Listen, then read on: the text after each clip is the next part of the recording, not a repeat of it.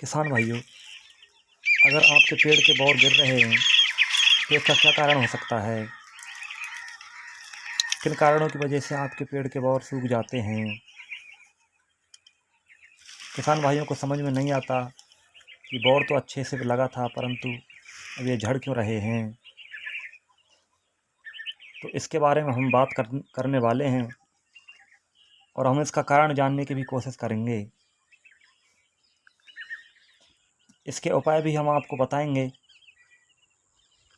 तो नमस्कार किसान भाइयों, हमारे YouTube चैनल में आपका हार्दिक स्वागत है। किसान भाइयों, जो आम के पेड़ में बौर के झड़ने का जो कारण हम आपको बताने वाले हैं, उसमें 4-5 कारण हमें प्रमुख रूप से लगते हैं। उसमें पहला कारण हो सकता है कि आम के बौर के समय पर कई कीटों का उसमें प्रकोप होता है।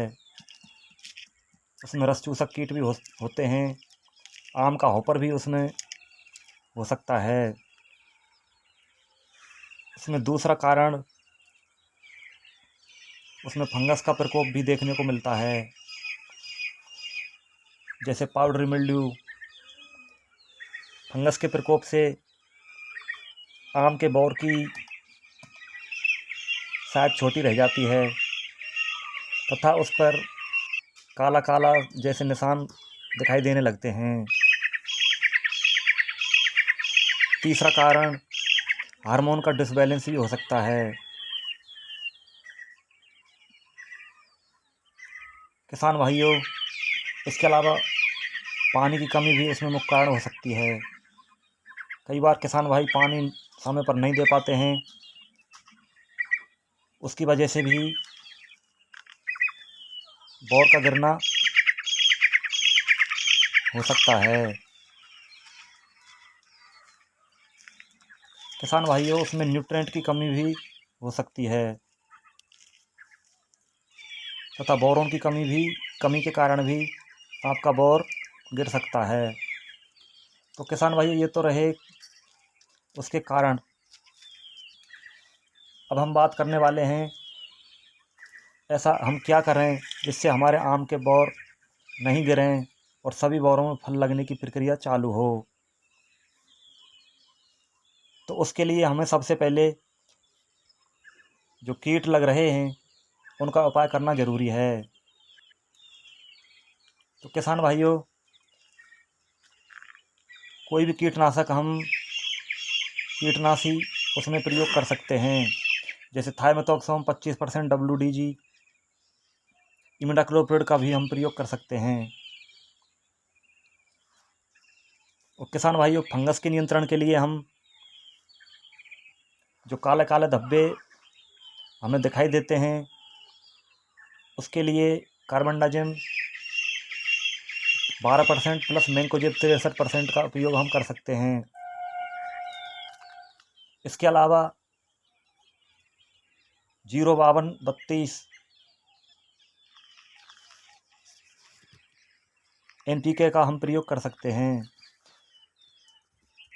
तथा इसके अलावा माइक्रो न्यूट्रिएंट 2 ग्राम प्रति लीटर के हिसाब से हम इस सभी का ऑल इन वन हम प्रयोग कर सकते हैं।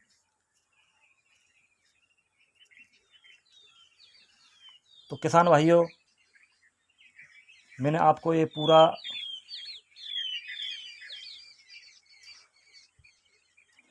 पैकेज मैंने आपको बताया है। इसके अलावा भी कई कारण देखने को मिल सकते हैं। तो किसान भाइयों, अगर आपके पेड़ में बौर ठीक ठाक चल रहा है, 10-20% ही अगर उसमें से गिर रहा है, तो आपको स्प्रे करने की आवश्यकता नहीं है, क्योंकि स्प्रे करने से एक नुकसान आपके साथ ये हो सकता है, क्योंकि जिस समय उसमें बौर आ रहे हैं, स्प्रे करने से बौर में झड़ने की समस्या भी हो सकती है।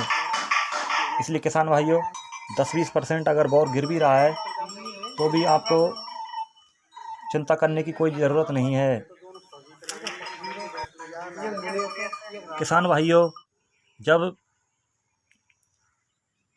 बौर से फल लगने की जब प्रक्रिया शुरू हो जाए और मटर के दाने का आकार का फल हो जाए, तब जड़ों के माध्यम से आप खाद की पूर्ति कर सकते हैं। उसके लिए सड़ा हुआ देसी खाद तथा DAP एवं पोटास का प्रयोग आप जड़ों के माध्यम से कर सकते हैं।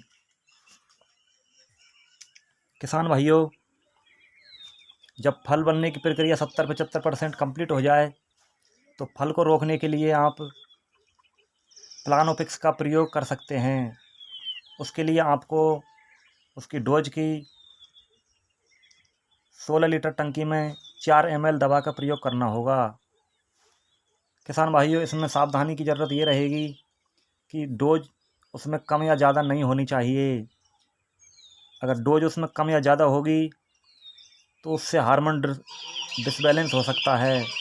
इसलिए ये ध्यान रखें कि उसमें मात्रा 4 ml ही हमको रखनी है। इसके अलावा आपके पेड़ में कोई भी समस्या हो तो कमेंट में आप बता सकते हैं। धन्यवाद।